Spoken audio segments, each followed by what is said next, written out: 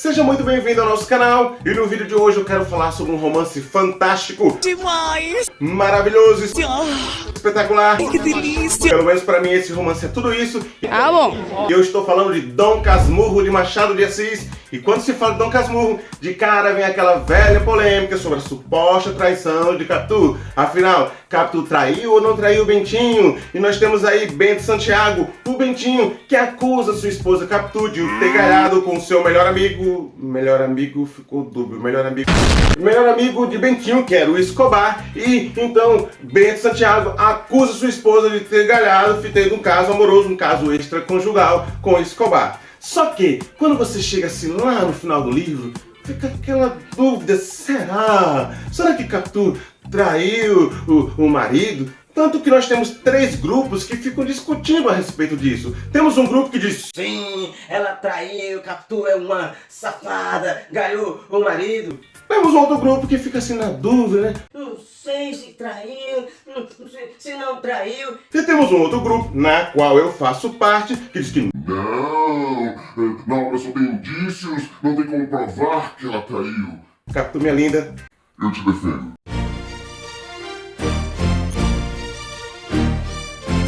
só que a obra, ela fala de outra traição. E essa traição ninguém tem dúvida se aconteceu ou não aconteceu. Que foi a traição de Bentinho. Como assim? E Bentinho traiu? Sim, Bentinho traiu. E eu não estou falando daquele momento que ele estava perto de Sancha e ficou excitadão, animadão, enfim. Não. Estou falando de outro tipo de traição.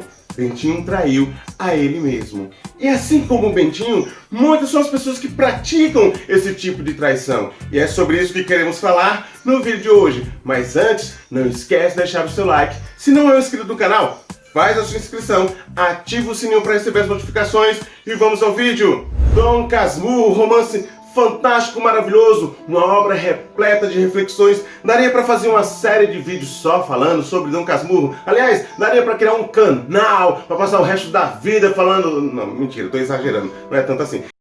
Enfim, Bento Santiago, o Bentinho, um homem com mais de 50 anos, decide narrar a sua vida, a começar por sua juventude, e tem um trecho da obra que eu acho muito interessante, e esse trecho diz o seguinte: o meu fim evidente era atar as 2 pontas da vida e restaurar na velhice e a adolescência, pois, Senhor, não consegui recompor o que foi, nem o que fui. Em tudo, se o rosto é igual, a fisionomia é diferente. Se só me faltasse os outros, vá um homem consolar-se mais ou menos das pessoas que perde, mas falto eu mesmo, e esta lacuna é tudo. É fácil perceber quando outras pessoas faltam nas nossas vidas, mas é difícil perceber quando você falta a você mesmo, quando eu falto a mim mesmo. Bentinho, ele diz que se outras pessoas tivessem faltado na sua vida, daria um jeito de consolar-se, mas ele faltou a ele mesmo, e isso deixou uma lacuna grande na sua vida. Quando você olha para Bentinho e olha para o homem Bento Santiago, existe uma diferença muito grande entre eles, existe um contraste entre eles. Eu sei que estamos comparando um jovem de 15 anos com um homem com mais de 50 anos, só que essa diferença, ela tem que existir, mas é uma diferença de maturidade, e não é sobre isso que ele fala. Bento Santiago não conseguia mais se reconhecer na pessoa que ele foi um dia. Quando você amadurece, mesmo assim, apesar de estar amadurecido, você ainda consegue se reconhecer na pessoa que foi um dia. E não é o caso da personagem Bentinho. Quando se torna Bento Santiago, ele se perdeu de si mesmo. Ele já não era mais a mesma pessoa, ele já não mais se reconhecia na pessoa que ele foi um dia. Bento Santiago traiu a ele mesmo. Quem já leu o romance Dom Casmurro sabe que a mãe de Bentinho, Dona Glória, ela fez uma promessa quando ele estava grávida, que caso a gravidez vingasse e fosse um menino, esse menino seria padre. Bentinho cresceu sabendo que ia ser padre, e aí começa o primeiro grande dilema da personagem, porque Bentinho descobriu que amava Capitu, e Capitu amava Bentinho, e padre não pode casar, padre não pode fazer aquelas coisas, você sabe? Aham. Não pode. Então, ele, apaixonadão, ele fica nesse grande dilema. Ou ele vai pro seminário atender o desejo da mãe, cumprir a promessa da mãe, ou ficar com Capitu. E aí, Bentinho é um cara com uma personalidade muito fraca. Ele não consegue bater de frente com a mãe, ele não consegue se impor, dizer, mamãe, eu não quero ser padre, mamãe, pague você essa promessa, vai ser freira no meu lugar. Enfim, ele não consegue. Só que, com a ajuda de Capitu, você percebe que a personagem ela começa a se mover para tentar mudar os planos da mãe, sem com isso desagradar sua mãe. Mas ele vai tentando, inclusive tem narrado lá uma superação interna da personagem, porque ele vai encarar José Dias. José Dias era um agregado da família que foi o responsável em lembrar a Dona Glória que já era tempo de Bentinho ir pro seminário. E aí, Capitu fica na cabeça, Capitu é danada, fica na cabeça lá de Bentinho e ele vai peitar José Dias, ele vai trazer José Dias para o seu lado do embate e ele vai deixar claro que ele, um dia ele vai ser o herdeiro de todas as coisas e era interessante para José Dias ficar do lado então de Bentinho. Só que, apesar de todas essas investidas, ele não vai conseguir impedir a sua ida. Mas no seminário ele vai conhecer o seu grande amigo Escobar e mais uma vez vem a retomada do plano de liberação da promessa para que ele se jogue nos braços de Capitu. Muito diferente é o Bento Santiago, um homem amargo, rabugento, um homem que se perdeu de si mesmo, que traiu a si mesmo.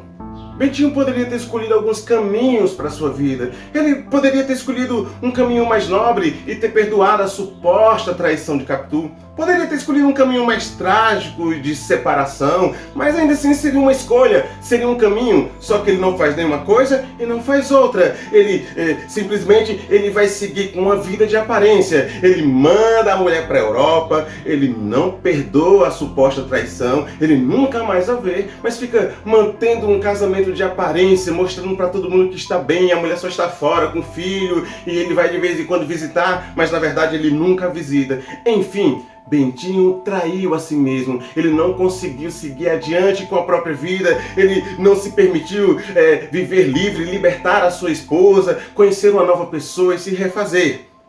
Bentinho traiu a ele mesmo. Se você já foi traído, você sabe como é a dor da traição. Mas você nem precisa ter sido traído por alguém para você entender que isso dói. E por que nós traímos a nós mesmos? Bentinho não confiava em Capitu, ele não perdoou a traição e o casamento acabou. Apesar que ele manteve um casamento de aparência, ficou mostrando para todo mundo que estava casado e isso foi levado até o dia da morte de Capitu. Bentinho traiu a ele mesmo. Às vezes na vida, nós vamos desejar algumas coisas, querer algumas coisas, mas nem sempre a vida será da forma como nós desejamos. Algumas vezes, podemos até conquistar aquilo que queremos, mas por algum motivo podemos perder aquilo que conquistamos. Ou até mesmo, podemos chegar a um ponto de nem conquistar aquilo que tanto queríamos. E aí vem a tristeza, vem a decepção, e você corre o risco então de se perder de si mesmo. Sei que perder algo que tanto éramos apegados nos traz uma sensação de que perdemos tudo na vida, ou quando não conquistamos aquilo que tanto queríamos, nos dá uma sensação de que não conseguimos nada nesta vida, somos uns azarados, que nada dá certo, mas isso não é verdade, você só perdeu algumas coisas ou não conquistou outras. Às vezes perdemos relacionamentos, perdemos dinheiro, perdemos emprego, mas tudo isso é recuperável. Mas quando você se perde de você mesmo, você perde o autogerenciamento, e quando perde o autogerenciamento, você corre o risco de nunca mais se encontrar. Bento Santiago, ele tentou atar as duas pontas da sua vida, ele tentou se encontrar no jovem Bentinho, cheio de vida, vigor, mas ele não conseguiu. Mas você não precisa fazer como a personagem. Não sei se você percebeu hoje, mas você ainda está vivo. Enquanto a vida, há esperança. A vida ela é graciosa de formas diversas e ela nos permite o recomeçar, o refazer, o construir novamente. Pare de ficar olhando somente para aquilo que você perdeu, para as coisas que não deram certo. Olhe para a quantidade de coisas que ainda há na sua vida. E algumas vezes nós ficamos olhando para aquilo que perdemos e ficamos tristes e não queremos continuar. E aquilo que perdemos continua com a sua vida. Ele não parou por conta disso.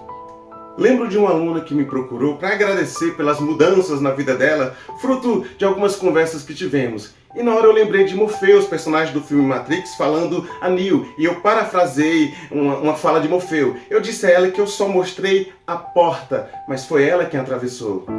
A vida muitas vezes vai colocar diversas pessoas que vai nos mostrar a porta, mas é uma decisão nossa atravessar essa porta. E o meu conselho para você é que atravesse a porta. Atravessar a porta é seguir adiante, é não fazer aquilo que Bentinho fez, que se amargurou porque algumas coisas não deram certo, porque ele achou que a esposa o traiu e por isso parou com a própria vida. Não traia você mesmo, siga adiante, refaça seus passos, refaça o seu caminho, reconstrua a sua vida. Se você atravessar a porta, eu garanto, do outro lado, você vai encontrar o seu Bentinho e vai conseguir atar as duas pontas da sua vida. Então é isso, pessoal. Um grande abraço. Divulga esse vídeo para todo mundo. Não esquece de deixar o seu like. Beijão e até a próxima.